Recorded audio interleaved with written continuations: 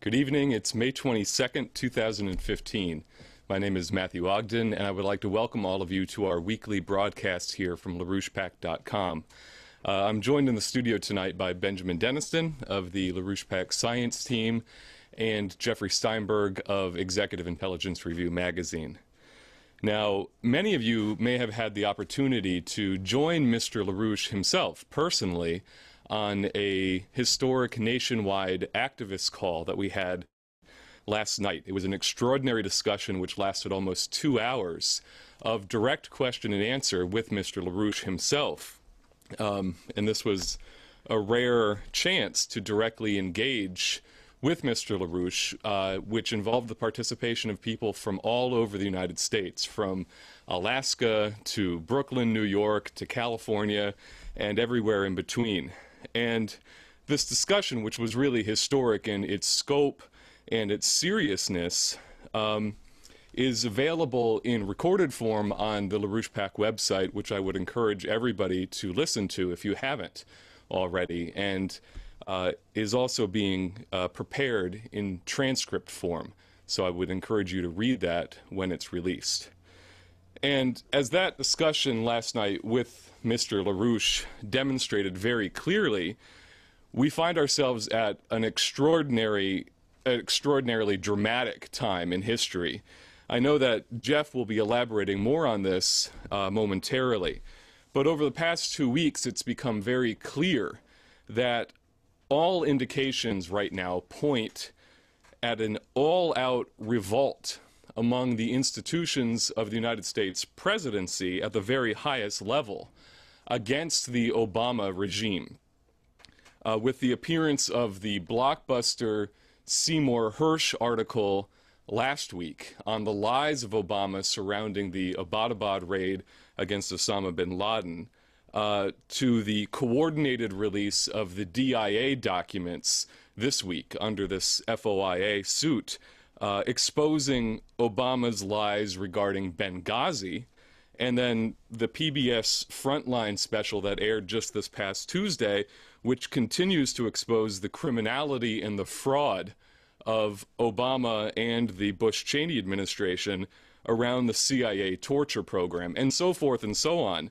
With all of these, it's very clear that there's a well-coordinated and well-timed revolt coming from within the institutions of the United States presidency, what Mr. LaRouche has always identified as such.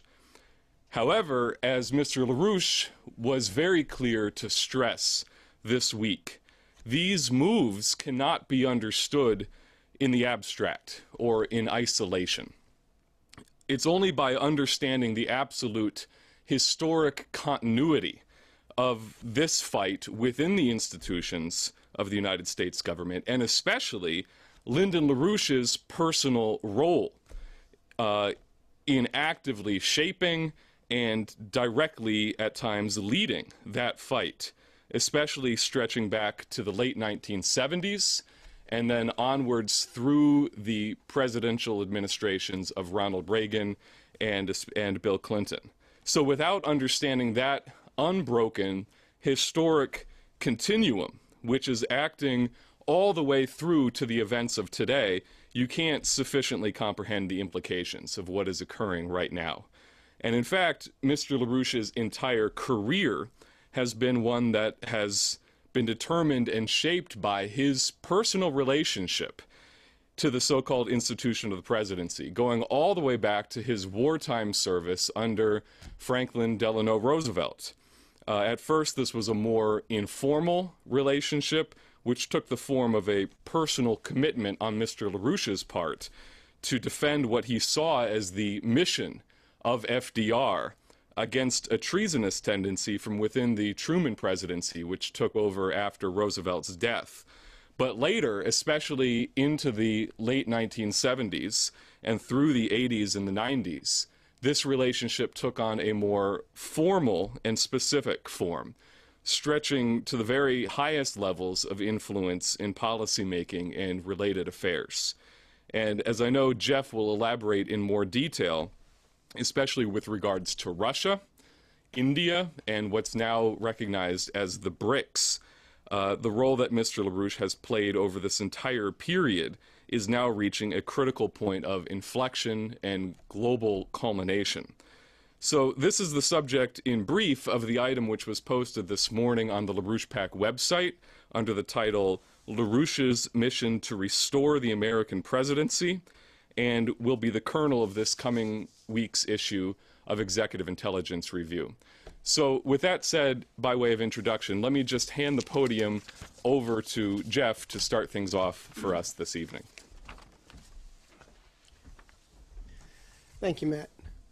We do have an institutional question, which we'll deal with in another medium over the course of the next few days. The general theme of the discussion was the Ukraine crisis and whether or not there's any possibility of bringing any degree of economic stability to Ukraine without an agreement being reached around the whole crisis in eastern Ukraine.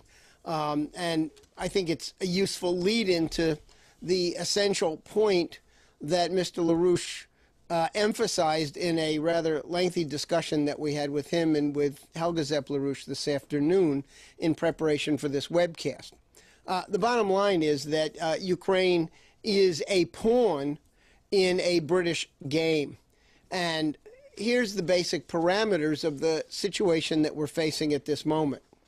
As Matt alluded just now, between the Seymour Hersh revelations, these new DIA documents that show that by no later than the 12th of September 2012, in other words, just hours after the attack on the U.S.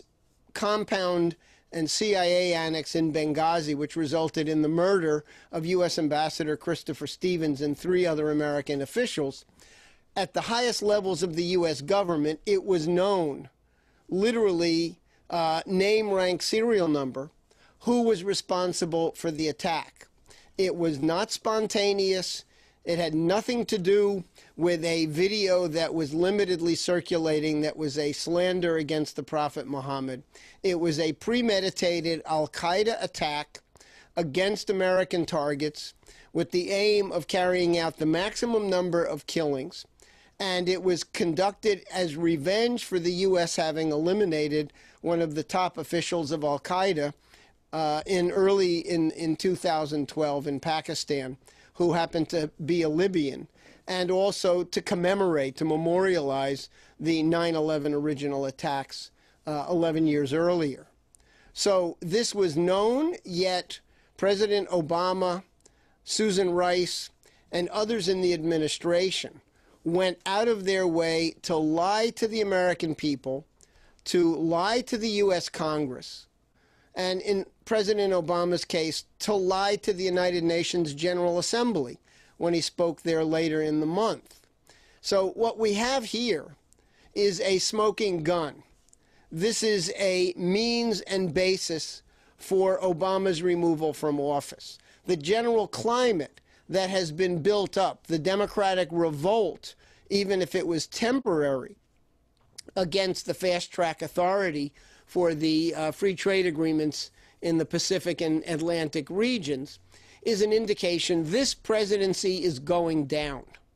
And the danger is that because President Obama is a pawn of the British monarchy, and because of an overall desperation over the complete bankruptcy of this transatlantic, British-centered, London-centered financial system, there's a very real possibility that unless Obama is removed from office right away, there is a very real prospect that he will, under British orders, order an action to be taken, a provocation that could very quickly lead to a thermonuclear war that would be, in all likelihood, a war of extermination, a war of annihilation of all of mankind. Now, I hope that some of you are scratching your heads right now and are saying, this is absolutely insane for such a thing to be even remotely risked. And the fact of the matter is, yes, anyone who would contemplate, whatever the desperate causes are of it, this kind of provocation that we see going on around the Ukraine situation, that we see going on with the forward basing and further deploying eastward of NATO forces, that we see with the deployment of the ABM system right on the borders of Russia, ostensibly aimed at Iran, even though the president seems to think that his legacy hangs on being able to get a P5+1 deal with Iran. All of this is, in fact, madness. And the fact of the matter is that there are provisions under the 25th Amendment to the U.S. Constitution to immediately remove a president from office if he is no longer physically or mentally capable of carrying out the job. Now, towards the final days and weeks of the Nixon presidency, there was widespread concern that President Nixon was on the verge of doing something absolutely desperate and dangerous. And so the Joint Chiefs of Staff, the Defense Department, were put on notice by senior White House staff people that if they were given an order to take some kind of an absolutely flight-forward irrational action by President Nixon, before they acted on the order, they were to go to the relevant people at the White House and alert them. Now, this was not just some kind of wingding, but this was precisely the procedures that were set in place around the 25th Amendment to immediately be able to move if a president is debilitated and is no longer, for physical or psychological reasons, able to serve. So we're in that kind of moment, we're in that kind of situation right now. And what Mr. LaRouche has demanded is that Congress take the immediate appropriate actions afforded particularly by the release of an official Defense Intelligence Agency document that shows that at the highest levels of government, it was known that the Benghazi attack was a premeditated, pre-planned attack by al-Qaeda elements. And so this forms the basis for taking what already exists as a select committee investigating Benghazi under the chairmanship of Congressman Trey Gowdy, and basically segueing that into an impeachment proceeding, with the idea that the danger of an immediate action by President Obama under British orders to provoke a general war targeted against Russia or China or both or India, that all of this could be the grounds for immediately invoking the 25th Amendment.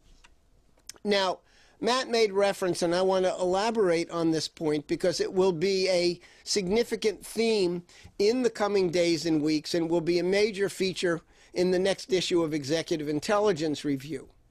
Mr. LaRouche has a long history of being part of the institution of the presidency. And I want to go through a little bit of that history right now because I think it also gives a very clear window into the fact that over the past 40, 50 years, maybe a bit longer, maybe going back to the death of Franklin Roosevelt in April of 1945, we have had precious few presidents who have really lived up to the constitutional requirements of that office. And we've had a number of presidents who have been part of the party of treason, who've been, in effect, British agents or agents of networks allied with the British. And so within the institution of the presidency, you've had a state of warfare that's been operating for pretty much the entirety of the post-World War II period. And so Mr. LaRouche has been a personal central figure in that entire process. Mr. LaRouche was in the China-Burma-India theater when Franklin Roosevelt died. And at the time, he had a discussion with a number of other GIs who asked him what his view was. And he warned that a great president had died and has been replaced by a very little man, and the nation is in great trouble. LaRouche came back from the war, and one of the first things that he did was to write a letter, a private letter, to General Dwight Eisenhower, who at that time was the president of Columbia University, urging him to run for president in 1948. There already was the experience of several years of Trumanism, which led into McCarthyism.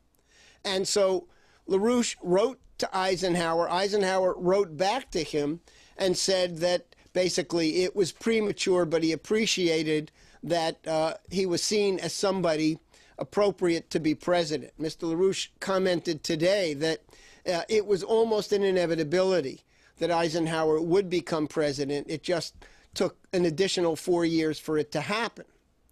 In the 1970s, during the demise of the Nixon presidency, Mr. LaRouche, after having been engaged for much of the 1950s and 60s in the fight against the scourge of McCarthyism, warned in a now famous editorial in the New Solidarity weekly newspaper on August 15, 1971, that by Nixon's decision to remove the United States from the Bretton Woods system, a whole era of dominance by speculative capital would be unleashed, and that in all likelihood Nixon himself would be brought down, because having accomplished the breakdown under British initiative of Roosevelt's Bretton Woods system, the next step would be an assault on the U.S. constitutional institutions, starting with the presidency. In 1976, as a candidate for the U.S. Labor Party, LaRouche ran for President of the United States for the first time. And in a famous television broadcast on election eve, he warned about the danger to the nation, literally the danger of thermonuclear war, if Jimmy Carter, with the backing of the entire Trilateral Commission apparatus, was elected as President of the United States. Now, of course, Carter was elected president, but LaRouche's warnings catalyzed a certain institutional response to basically prevent that war danger from fully being realized. In early 1977, Mr. LaRouche was approached by a number of leading American patriots who were part of this institution of the presidency. Some of them were in official government positions, others were in the private sector, and at various other times were in the government. But they approached him and they said that what LaRouche had done on election eve was critical, and that he had to become part of an institutional resistance to what this Trilateral Commission takeover of the presidency represented. Many of these people who approached LaRouche at that time were World War II veterans of the OSS and had been part of a faction within the OSS that had been battling against the Dulles brothers, who were aligned with Hitler, who were aligned with the British, and represented a scourge on the United States during the wartime and in the post-war period. In fact, on behalf of the British, Allen Dulles famously made the arrangements that led to the murder and hanging by his feet of Mussolini. It had nothing to do with justice for Mussolini, but it had everything to do with confiscating truckloads of documents that would have shown the British and Dulles brothers and related support for Mussolini and fascism. So, but this group of patriotic former OSS leading figures within this institution of the presidency effectively tapped LaRouche at that time to be a part of the resistance to the takeover of the presidency by this Trilateral Commission crowd, which very much included the Bush family. Prescott Bush was nothing but a junior partner of the Dulles brothers, who on behalf of the British were running a treasonous operation inside the United States. And so Mr. LaRouche became part of this structure.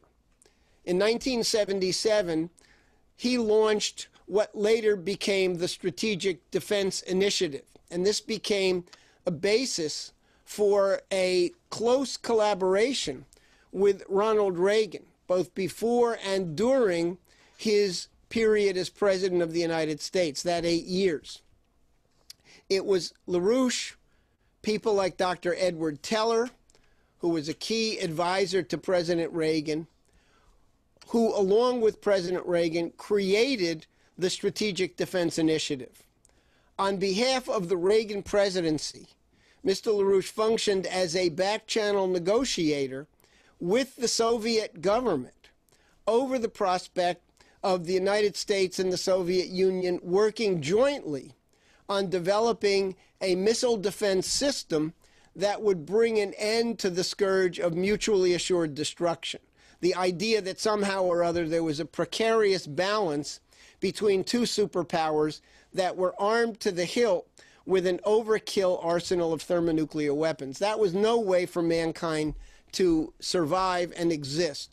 And so LaRouche, Reagan, Teller, and others worked on this project, and Mr. LaRouche played a very particular role in that effort in negotiating with the Soviet government, first during the period of the latter years of the Brezhnev leadership, and then when Andropov came in, the deal went sour because Andropov rejected it.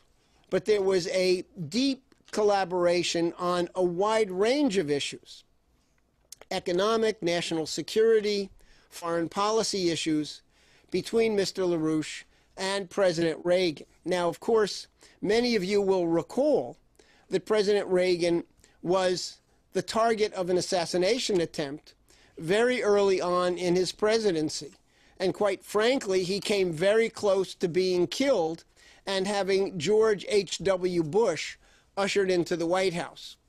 The injuries that President Reagan sustained, fortunately, were not fatal, but they greatly debilitated his presidency and nevertheless opened the door for the Bush crowd and the neoconservatives to have a much greater role in the Reagan presidency.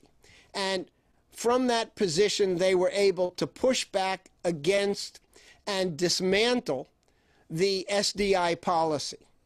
And furthermore, they launched a criminal operation directed against Mr. LaRouche and this political movement, which culminated in October 1986 in a raid on the offices and the residence of Mr. LaRouche.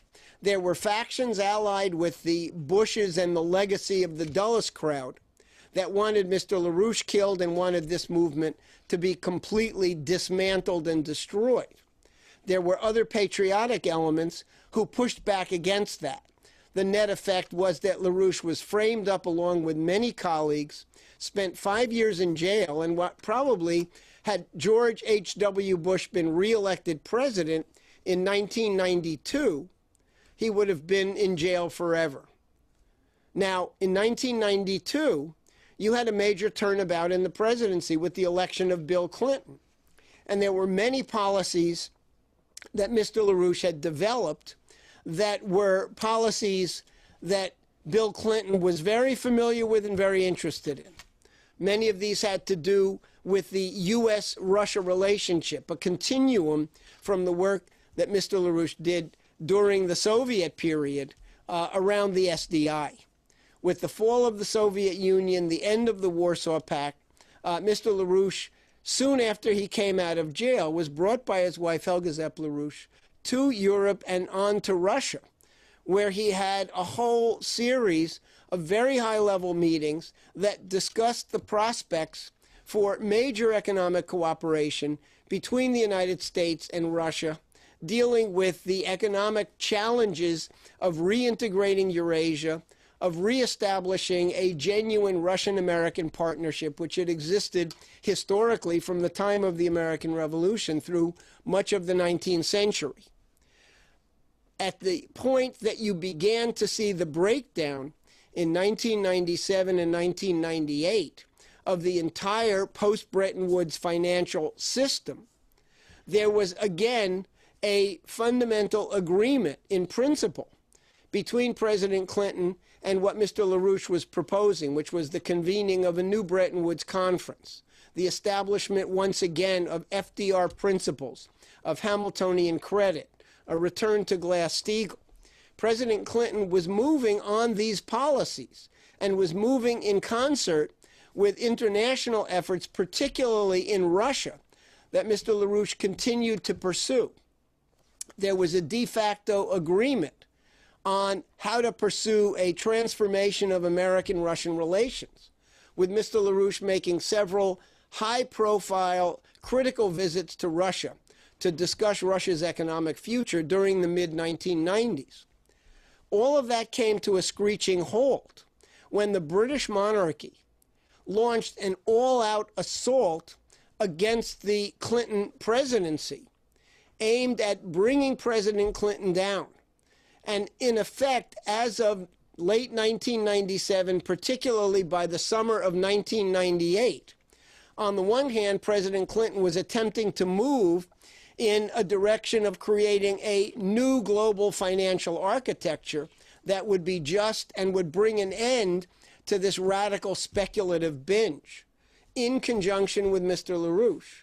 And then, on the other hand, he came under massive attack, and by mid to late 1998, the Clinton presidency was effectively destroyed.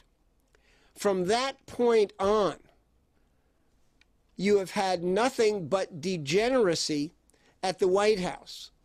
First, you had the 8 years of Bush, George W. Bush, and Dick Cheney, and the neocon assault on the world.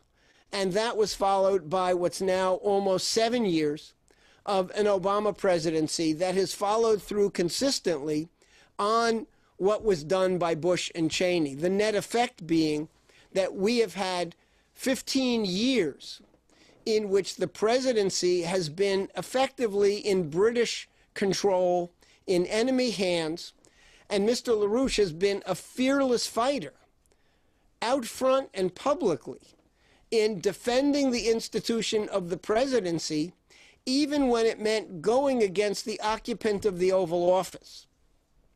So we're at a point right now where there are moves afoot to actually respond to the reality of the danger that's before us immediately. If this president is not removed from office by constitutional means, whether by impeachment, by forced resignation, by invoking of the 25th Amendment, if that doesn't happen very, very soon, there is a genuine danger that the world will be facing a war of thermonuclear annihilation. And no one has the right to even remotely run that risk. So LaRouche has taken the point. It was a critical element of the discussions that took place last night with somewhere in the range of 400 to 500 people on conference calls with him, that we've got to make sure that there is an end to the Obama presidency, not in January of 2017, but in the immediate days and weeks ahead. The evidence is now there. The DIA document released just this past Monday is an official government document. It's a smoking gun that proves that the president lied to the American people, lied to Congress, and should be held accountable for those lies. This is not the only impeachable crime. It's one that now stands directly before us because the evidence is out there and is available and is in the public domain. And leading members of Congress are well aware that they are facing a tremendous moral dilemma, whether they have the courage to act on what must be done to avoid a potential thermonuclear catastrophe. So this is a very brief and very rough sketch. There will be a much more detailed account in this next week's issue of EIR. But the point is that we are a nation of constitutional institutions. And it's not only those people who've been elected to office who participate in that process. Mr. LaRouche has never been elected to public office, but he was tapped many, many years ago to be a part of the institution of the presidency. And that institution is committed to the upholding of the Constitution. And therefore, at critical moments, when you have an enemy of the Republic occupying the White House, the demand for action is even greater. And Mr. LaRouche has lived up to that responsibility like virtually no other figure in the post-war period. So that's the framework from which the current immediate crisis that we are facing as a nation and as a world has to be seen from. We have tremendous allies internationally.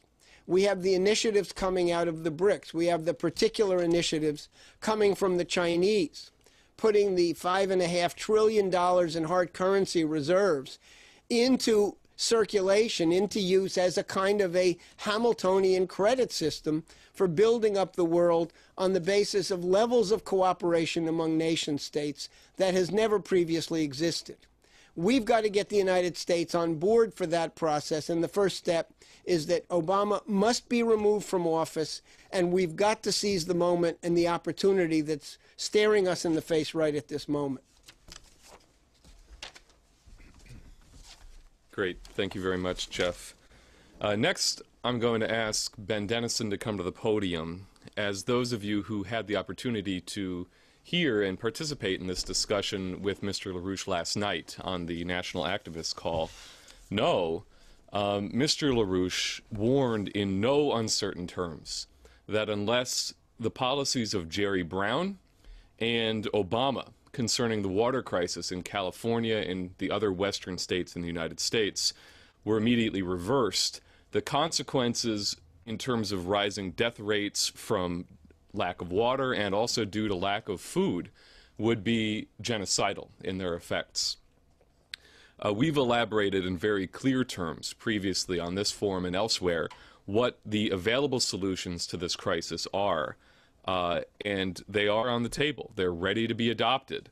But what we're seeing instead is a continued rejection of these solutions on the part of Jerry Brown and an outright threat coming from both him and from Obama as pertains to those who deny the necessity of reducing carbon emissions in the name of so-called curbing man-made global warming, climate change.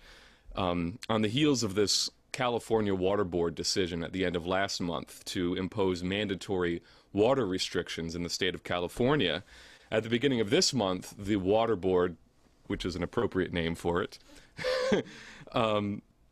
the Water Board imposed a new set of regulations against desalination, which is the most immediate means available for alleviating the current drought conditions along the coast of California. According to an article that was published in the San Diego Union Tribune, quote, "These new restrictions could add hundreds of millions of dollars to the cost of proposed desalination plants and make desalinated water twice as expensive as recycled wastewater, jeopardizing the opening of a $50 million or 50 million gallon a day desalination plant that was scheduled to go online in 2017 in Carlsbad, California. On top of this, Reuters is reporting that California has entered into a memorandum of understanding agreement with 11 other provinces and states across the world, definitely a violation of national sovereignty, which mandates a limit of carbon output by 80 to 95% of 1990 levels by the year 2050. Quite a drastic reduction. And then finally, you had Obama speaking this week in New London, Connecticut, literally threatening anyone who would be so audacious as to question the so-called popular consensus when it comes to man-made climate change. The Associated Press coverage of this speech reads quite ominously, quote, "Those who deny global warming are putting at risk the United States and the military sworn to defend it," Obama told cadets at the U.S. Coast Guard Academy. "Failure to act would be a dereliction of duty," said their commander-in-chief. The president's message on climate change skeptics was unequivocal. Denying it or refusing to deal with it undermines our national security. So, coming from Obama, those words certainly don't inspire confidence, to say the least. So I know that Ben has some things to say regarding the source of this murderous ideology, where it comes from, what the implications of the continuation, the allowance of the continuation of this would be, and what the necessary solutions to defend mankind must be. So, Ben?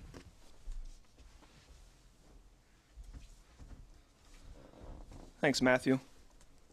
I was actually in a discussion with Mr. LaRouche earlier in the week on this subject, and his response to Jerry Brown's move to now suppress and make it more difficult to develop desalination and his pursuit of these insane carbon emissions was rather straightforward. He said, this guy is just a pathetic fool. He's a pathetic fool, and he's acting for people and on behalf of policies that go much beyond him. He is, in effect, absolutely acting to pursue and implement the policy of the British royal family, the policy of the British Empire of population reduction. The stated, on the books, on the record policy of the Queen of England, of her royal consort, Prince Philip, of their associates in the British, really the Anglo-Dutch establishment and their allies on Wall Street, to reduce the world population by billions of people, potentially down to a level of 1 to 2 billion people. And Jerry Brown's policies, as he's shown, are clearly acting to be consistent with the implementation of that ideology, that program. You know, I think this desalination thing is just typical. Any sane human government, like his father, for example, Pat Brown, what would his response be? He would have already accelerated the development of these desalination systems. You have systems that are, you know, being designed, being built, being constructed, others that have been mothballed, that are being examined again. He just said, get these things going as quickly as possible. You'd use the power of the authority of the state to accelerate the development of these new water supplies. Jerry Brown does the exact opposite. He's suppressing them. He makes it more difficult. He's stopping the already existing attempts to even make these relatively small-scale attempts to alleviate some of the drought conditions in these coastal regions. But again, this is an expression of his adherence to this genocidal zero-growth population reduction policy that really has been developed and implemented and stated by the British royal family, by the British Empire and their associates. So that's the real issue. That's what Jerry Brown is expressing right now. But I wanted to take a few minutes because this is what we have to overcome. This is what we have to defeat. This is what we have to defeat in California, in the West, in the United States generally. And this is the expression of really a much deeper policy, a much deeper cultural issue for mankind, which is this fight against Zeus, this Zeusian ideology. You know, we've discussed on this program, you know, my associate Jason Ross has done a lot to elaborate what we know about the story of the fight of Prometheus against Zeus. And you look at the insight we get into the long-standing history of mankind from these tales, from these stories, from these records. You look at the conditions of mankind under the reign of Zeus as described by Aeschylus. You have mankind living in a state of bestiality. No science, no technology, no art, no culture. These were the conditions that man was kept in by Zeus. And when Prometheus freed mankind from these conditions, when Prometheus raised mankind to an ability to go beyond these animal-like conditions, to develop science, to develop art, to be human, it was for that that Zeus sought to destroy Prometheus, sought to punish him. That is what Zeus is. You know, and we see this in other accounts of Zeus. I was looking at the some of the ancient Greek accounts of the Trojan War in the Cypria. And I like to read one quote that gives you another insight into the quality of this Zeusian character.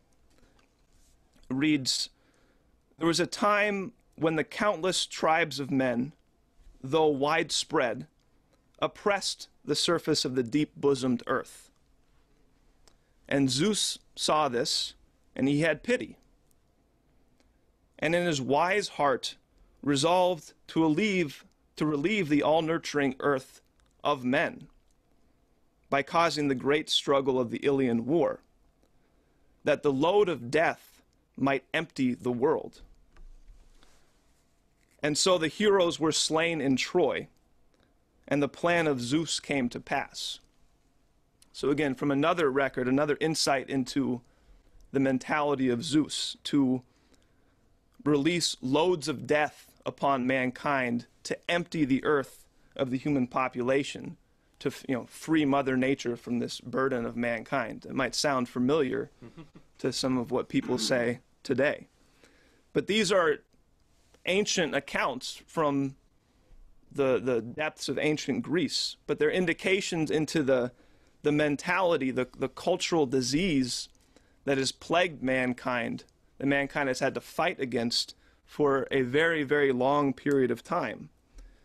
And today, we are seeing the most recent expression of this Zeusian ideology, this Zeusian force, which is the British Empire. This is the most recent expression, the British, or you could call the Anglo-Dutch Empire, the most recent expression of this Zeus oligarchical ideology. The use of famines to cause mass death and reduce populations. You look at what the British did in India for centuries, literally killing millions of Indians through a policy of famine, of mass starvation, of economic policies designed to wipe out huge sections of the Indian population. They did the same thing in Ireland, so-called Irish potato famine. 25% of the population of Ireland either left out of desperation or was starved to death under the policies of the British Empire at the time, under the justification of the ideology of Malthus, Thomas Malthus, as the expression of this mentality then. So you have this long-standing expression of this oligarchical, this Zeusian policy, which has plagued mankind, plagued civilization for thousands of years in various expressions, various ways, the British Empire being the most recent expression of that. And the most recent expression in the British Empire, the most recent development of this policy, is the creation of the so-called environmentalist movement. And I want to take a few minutes just to put on the table a few facts. There's extensive material that we've pulled together, Mr. LaRouche and his organization has pulled together over the years documenting this. But this, I think, has to be put on the record now to get a sense of what Jerry Brown is really just a tool of, and what has to be overturned, what has to be overthrown, if California is going to survive, if the West is going to survive. So if you look at this past century, I'm going to highlight a couple leading individual figures of the British, of the Anglo-Dutch establishment, and their role in the creation of the so-called environmentalist movement, initially the conservation movement. You had Julian Huxley, who was a leader of the eugenics movement before World War II, but then also after World War II.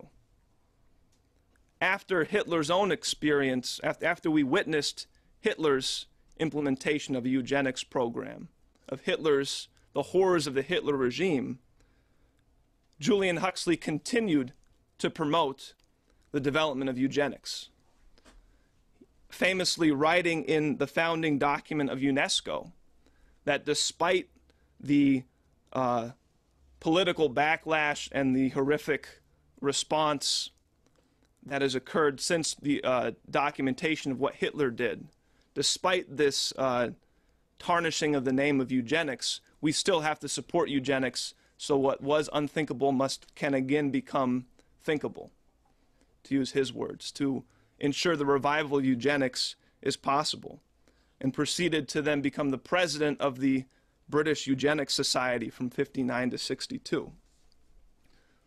One individual. You take another, Prince Bernhard of the Netherlands, who was a member of the Nazi Party, who was a member of Nazi intelligence. According to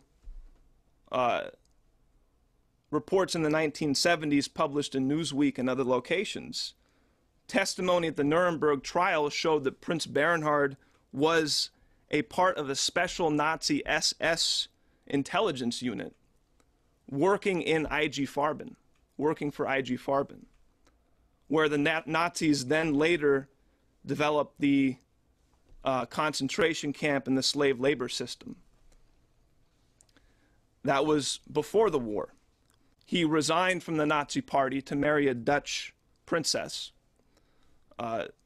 signing his resignation letter, Heil Hitler, and then receiving a congratulations from Hitler written to him for his wedding. But then obviously not abandoning his Nazi pedigree, because after the war,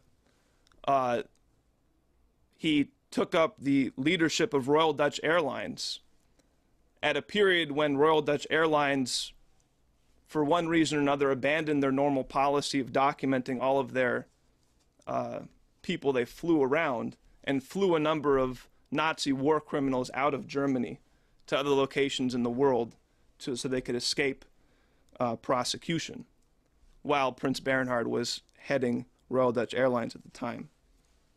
You have Prince Philip, the unfortunately still living royal consort married to the current Queen of England, who himself has, through family connections, very close ties to elements of the Nazis, and has himself been, has openly stated that he would love to be reincarnated as a deadly virus to help with what he thinks is the biggest problem facing the world, which is overpopulation. That there's too many people. He would love to return as a deadly virus to eliminate huge sections of the world population. A person who's openly quoted saying that he believes that human society should be subject to periodic cullings to rid the world of excess people. So these are three leading figures of the British, this Anglo-Dutch establishment. And what do they have in common besides support of Nazis and eugenics and mass killing based on these ideologies? These were the people that founded the modern environmentalist movement. They founded the World Wildlife Fund as a leading organization in the creation of the environmentalist movement in the 60s. They created the 1001 Club to organize major financial support to get this movement off the ground, running and spreading its propaganda and policies around the world. And what is the policy of these organizations, of the World Wildlife Fund, of these environmental groups? Mass reduction of the human population, reduce the world population by billions down to maybe 1 or 2 billion people. That is the stated active policy of these organizations, expressing the most modern expressions of this Zeusian mass kill ideology, this Zeusian mass kill policy. And to reference what Matthew said in the beginning, they've picked up and promoted this whole climate change fraud as a leading excuse, a leading fraud, to a leading guise to push this population reduction program. To claim that you driving your car is going to destroy the entire planet, so therefore we need to force legally binding international limitations on carbon emissions, which is really, restrict growth, restrict the production of power, restrict industry, restrict population growth through these radical environmental means under the whole guise of climate change. Obama, to the degree that fools like Obama say denying climate change now is a potential threat to national security, when the planet hasn't even warmed in almost 18 years. The actual planetary temperature has flatlined for nearly 2 decades. And these guys want to claim that we're having some catastrophic effect that's going to destroy the planet in some short period of time. It's just insanity at this point.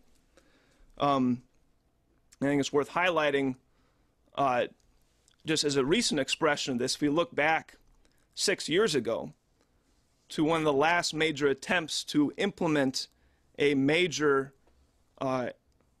try and put into place a major international treaty, a legally binding agreement to force nations to reduce their carbon emissions, the so-called Copenhagen Climate Summit in 2009, that when China and India, in alliance with other nations, stated that they were not going to go along with a legally binding treaty to force them to reduce their CO2 emissions. And they threatened to even walk out of the summit if that was going to be forced upon them. That when this was made public in the days and weeks preceding the 2009 summit, the Queen herself freaked out. And the Queen herself used her opportunity of addressing the entire gathering of the heads of the Commonwealth nations, although they're not really nations, the Commonwealth dominions of the British Empire, to insist that this was their #1 policy, to get this Copenhagen Climate Treaty through, to ensure that they implemented this carbon reduction policy. So in their own words, as recently as 2009, declaring that the policy of the British Empire is this climate change policy, is this population reduction program coming out of, these leading Nazis, eugenicists, etc. So this is the reality of the matter. This is the policy that's on the books, that's active, that Jerry Brown is signing on to. When he's saying that we need to stop growth, stop development, lower the population, claim that's what we have to do, and when people take measures that show we don't have to do that, he tries to stop them from taking those measures, not letting them develop the resources that could be developed to alleviate the conditions. He is fully buying into and implementing what has already been designed and acted upon as a global depopulation policy. When he's trying to organize for this insane reduction in carbon emissions, he's fully buying into this British royal family genocide program. So the effects are going to be there. However conscious Jerry Brown is of the full origins of this policy, I don't know how much it even matters at this point. But the effects are going to be real. He's right now acting as a tool in his actions of these people, of these policies. And so the lives of the people of California, the lives of the people of the West, depend upon getting Jerry Brown out of there, as Mr. LaRouche said earlier today. Get Obama out, can have Jerry Brown go out with him. And with that shift, we have the policies, we have the programs. We can address the water issue. I think it's a little bit ironic, a little bit, somewhat useful, that right now what's being claimed as the basis for reaching the end of growth is the issue of water. when the entire planet is covered in water. They're saying that mankind has reached the limits to growth because we're running out of water. And then some cities say, well, we can just pull that out of the ocean here. And then Jerry Brown says, no, you can't do that. We're not going to let you do that. We're out of water. You didn't hear what I said. I mean, it's insane. They're claiming that we're out of water, and that's the reason why we've reached the limit to growth. When in reality, this is probably one of the most easily accessible expressions for what natural resources really are for mankind. They're not self-defined. They're not finite. They're a function of mankind's capabilities. You know, maybe hundreds of years ago, with the ability we had at that time, sure, we couldn't support a population of tens of millions of people in California. Now we can support a larger population than that because we can manage the water supplies we need to ensure that the cyclical aspects of the water system are large enough and intense enough to support the population of California and the West at a growing and accelerating rate. And as we've discussed, the most frontier issue we have in dealing with this now is this galactic perspective, this galactic principle. That we're at the same time that these fools are saying we've reached the limit to growth, at that exact same time, we're right now in recent years, recent decades, getting completely new insights into how these what we thought were these basic climate, these basic water systems are being controlled by our galaxy. That we're understanding that. We're actually understanding the role of our entire galactic system as an active force shaping the conditions we experience on Earth. I mean, that's an awesome thought that mankind is doing that. We're conceptualizing this massive system containing billions of stars like our sun, operating as a massive coherent structure in ways we can't even explain today. We don't fully understand. But we can begin to get an insight into that structure, that system, how that subsumes the Earth, how that subsumes the climate and the water systems. That we're now developing an understanding of that, but in a way that can allow us to manage those conditions, to manage how the atmospheric moisture behaves, so to speak. We're getting insights into how this galactic influence shapes and modulates the activity of atmospheric moisture. That's critical. Atmospheric moisture is the source of all water on land. All of our water supplies depend upon these atmospheric moisture flows. If we can begin to tap into methods of affecting those, controlling those, managing those, you're giving a completely new perspective on the reality of the fact that there are no limits to growth for mankind. So I think it's incredibly ironic that these degenerates, either genocidal individuals or fools that buy into this propaganda of these genocidal fools, are saying that we're right now reaching the limits to growth. California has to be depopulated. We have to stop the development of California because we've reached the limit of water supplies. At the exact time, we're looking at the potential to completely revolutionize how mankind understands his relationship to the planet Earth from the standpoint of acting from a galactic perspective, a galactic standpoint. So I think that defines the battle lines rather clearly, and I think it goes without saying which side Prometheus would be on at this point. It may not be fire we're having here, it's water, but I think he would be fully inclined to be supportive. Bringing mankind water. Bringing water for mankind. I think he'd be fully supportive of this idea. Thank you, Ben. Maybe we can say out in California, don't let Jerry Brown waterboard you. Right. Yeah. All right. With that said, I'd like to thank everybody for joining us tonight. If you haven't yet, please make sure you listen to the dialogue which Mr. LaRouche held on the National Activists Call last night. As I said, it is available on the LaRouche PAC website, and the transcript will be available soon. And also keep your eyes out for this next issue of Executive Intelligence Review. So I'd like to thank Jeff for joining me and thank Ben for joining me tonight and thank everybody for tuning in. Please stay tuned to LaRouche Pack. Good night.